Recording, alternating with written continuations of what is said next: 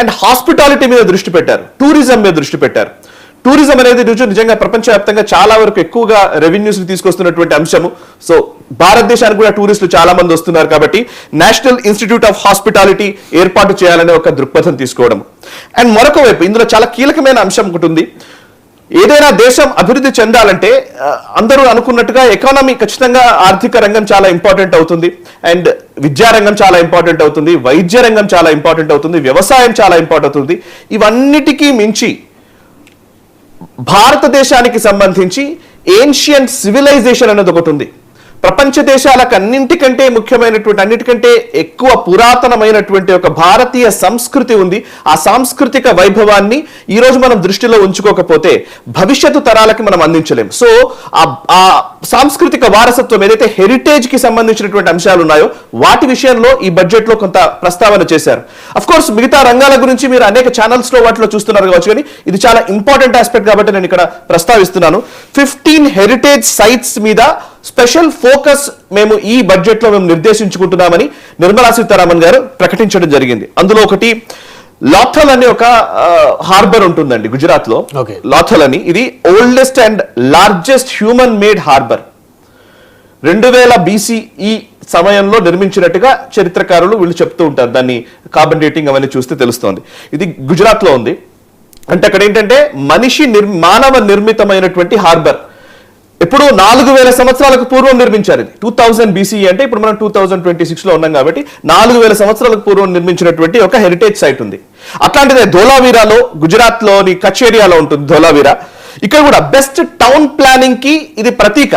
Indus valley civilisation లో, Sindhu నాగరికతలో. So Dholavira గురించి ఒక ప్రస్తావన ఇందులో తీసుకురావడం జరిగింది. ధోలావీరా కావచ్చు, అండ్ హస్తినాపూర్ కావచ్చు, రాఖీగరి కావచ్చు, ఇట్లాంటి హెరిటేజ్ సైట్స్ ని మేము ప్రిజర్వ్ చేస్తామనే ఒక నిర్ణయాన్ని కేంద్ర మంత్రి నిర్మలా సీతారామన్ గారు బడ్జెట్ ప్రసంగంలో ప్రస్తావించారు. అంటే స్పెషల్ ఫోకస్ హెరిటేజ్ సైట్ మీద పెట్టుకోవడం కావచ్చు, special focus on cashew, cocoa and coconut. అంటే కొబ్బరి లేకపోతే కోకోవా, ఈ కాజు, ఇట్లాంటి వాటి మీద ఒక స్పెషల్ ఫోకస్ పెట్టి వాటిని మేము నెక్స్ట్ లెవెల్కి తీసుకువెళ్ళడానికి మేము దృష్టి సారిస్తున్నామని బడ్జెట్ ప్రసంగంలో ప్రస్తావించారు. అంటే మీరు మొత్తం బడ్జెట్ ప్రసంగాన్ని చూస్తే అలొకేషన్స్ ఎంత, ఎక్కడ ఎంత పెడుతున్నాము, ఎంత ఖర్చు అవుతుంది, ఎంత డబ్బులు వస్తున్నాయి అనే దానికంటే కూడా ప్రభుత్వ విజన్ ని చెప్పే ప్రయత్నమే నిర్మలా సీతారామన్ గారి బడ్జెట్ ప్రసంగంలో కనబడుతోంది. విజన్ ఏంటి, రాబోయే రోజుల్లో ఏ రంగాల్ని మేము ఎలా డెవలప్ చేయాలనుకుంటున్నామనే విజన్ కి ఎక్కువ ప్రాధాన్యతనిచ్చారు, రాదర్ దాన్ ఎలక్షన్స్ లేదా రాష్ట్రాలు లేకపోతే నంబర్స్, వీటికి కొంత ప్రాధాన్యత తగ్గించారని నాకు అనిపిస్తోంది. ఇక సీరియస్ గా ఇంకోటి చెప్పాలంటే 15 రిలీజియస్ సైట్స్ కి సంబంధించి 15 ఆధ్యాత్మిక కేంద్రాలను డెవలప్ చేయడానికి ఒక స్పెషల్ అలొకేషన్స్ మేము నిర్వహిస్తున్నామని ప్రకటించడం జరిగింది. సరే, వీటితో పాటు నేను ఇందాక చెప్పాను, సామర్థ్యాన్ని నిర్మించే క్రమంలో, సామర్థ్యాన్ని పెంపొందించే క్రమంలో తీసుకున్నటువంటి కొన్ని నిర్ణయాల్లో భాగంగా మన సామర్థ్యం పెరగాలి అని అంటే ఏం చేయాలి, కొన్ని రీఫార్మ్స్ రావాలి.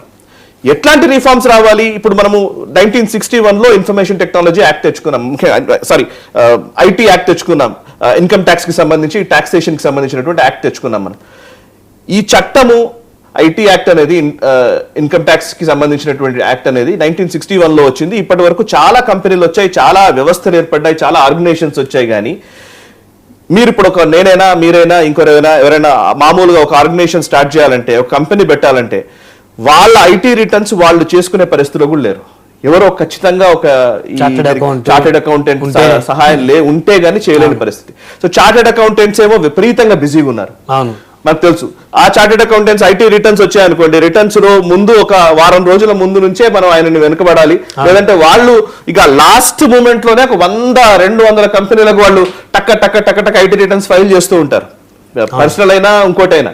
సో చార్టెడ్ అకౌంటెంట్స్ కొరత కూడా చాలా ఎక్కువగా ఉంది. సో ఇప్పుడు ఏం చేస్తున్నారంటే, ఇప్పుడు 2026 ఏప్రిల్ 1 నుంచి కొత్త ఐటీ చట్టం వస్తోంది, అమల్లోకి వస్తోంది. అది నిర్మలా సీతారామన్ గారు ప్రకటించారు. ఐటీ చట్టం వస్తోంది. ఎట్ ద సేమ్ టైం ఈ ఐటీ చట్టం వస్తోంది, కానీ సీఏల కొరత కూడా ఉంది. కాబట్టి ఇప్పుడు ఏమన్నారంటే కార్పొరేట్ మిత్రాస్ అని ఒక పదాన్ని వాడారు, కార్పొరేట్ మిత్రా అని. అంటే చార్టెడ్ అకౌంటెంట్లు చేసే పనే వాళ్లే కొంత ట్రైన్ చేసి కొంతమందిని తయారు చేస్తే ఇప్పుడు ఈ పని సులువు అవుతుంది. ఈ చార్టెడ్ అకౌంట్ తయారు చేయాలి సార్. సో వాళ్ళు తయారు చేసే విధంగా, చార్టెడ్ అకౌంటెంట్స్ తయారు చేసే విధంగా వాళ్ళకు ఒక చార్టెడ్ అకౌంటెన్సీకి సంబంధించిన బోర్డు ఒకటి ఉంది. దానికి ఎలాంటి గైడ్ లైన్స్ ఉంటాయి, ఎలాంటి వాళ్ళని తయారు చేయాలి, ఇవన్నీ మనకు లేటర్ ఆన్ తర్వాత పీరియడ్ లో మనకు తెలుస్తుంది. బట్ కార్పొరేట్ మిత్రాస్ రావడం వల్ల మనకు ఇప్పుడు మామూలు సగటు ఒక మామూలు వ్యక్తి ఐటీ రిటర్న్స్ ఫైల్ చేసుకోవాలన్నా, లేకపోతే ఇంకోటి చేయాలన్నా, ఈ కంపెనీ ఫ్లోట్ చేయాలన్నా, ఇంకోటి చేయాలన్నా, ఈ కార్పొరేట్ మిత్ర అనే ఒక వ్యక్తుల వల్ల, అంటే దాని క్వాలిఫికేషన్స్ ఎలా ఉంటాయి, ఎలిజిబిలిటీ ఏంటి, క్రైటీరియా ఏంటి, అవన్నీ మనకు తర్వాత వస్తాయి. బట్ సిఏ మాత్రమే కాదు, ఇప్పుడు కార్పొరేట్ మిత్ర కూడా మనం ఇంట్రడ్యూస్ చేయాలి. ఎందుకంటే కంపెనీస్ పెరుగుతున్నాయి, రోజు రోజుకు విపరీతంగా స్టార్ట్అప్ కంపెనీస్ వస్తున్నాయి, కొన్ని లక్షల మంది ఎంటర్‌ప్రెన్యూర్స్ కావాలనుకుంటున్నారు. ఈ టైంలో ఇది ఒక కొత్త పరిణామం ఇది.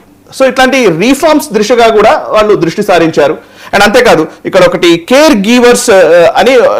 గివర్స్ ట్రైనింగ్ అనే ఒక ప్రస్తావన తీసుకొచ్చారు నిర్మలా సీతారామన్ గారు.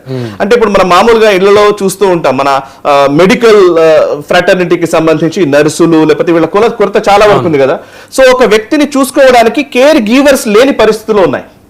సో ఒక సగటు మధ్యతరగతి, దిగువ మధ్యతరగతి, లేకపోతే ఎగువ మధ్యతరగతి వాళ్ళకి హెల్పింగ్ హ్యాండ్స్ ఉండే విధంగా ఒక కేర్ గివర్స్ అనే వాళ్ళకి ట్రైన్ చేసే విధంగా ఒక ప్రతిపాదన కూడా ఉంది. 1,50,000 మంది కేర్ గివర్స్ ని తయారు చేయాలనేది ఒక సంకల్పంగా పెట్టుకున్నట్టుగా ఈ బడ్జెట్ లో ప్రకటించారు. అంటే మైన్యూట్స్ ఇవన్నీ చిన్న చిన్నవే.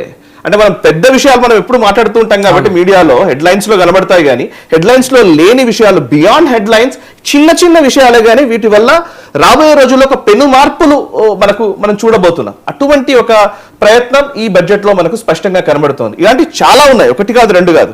So high speed train corridors ఇవన్నీ ఎట్లాగో మనం హెడ్లైన్స్ లో కనబడుతున్నాయి కాబట్టి. బట్ వాటర్ వేస్ కానీ, లేకపోతే హెరిటేజ్ సైట్స్ ని డెవలప్ చేసే విషయం కానీ, ఇప్పుడు యానిమల్ హస్బెండరీ గురించి కూడా వాళ్ళు చాలా స్పష్టంగా మాట్లాడారు. పశు సంపదని పెంచే విషయంలో కూడా ఒక అద్భుతమైనటువంటి ఒక విజన్ ని కలిగి ఉంది కేంద్ర ప్రభుత్వం అని అనిపిస్తోంది. సార్ ఇప్పుడు అమెరికా అధ్యక్షుడు డొనాల్డ్ ట్రంప్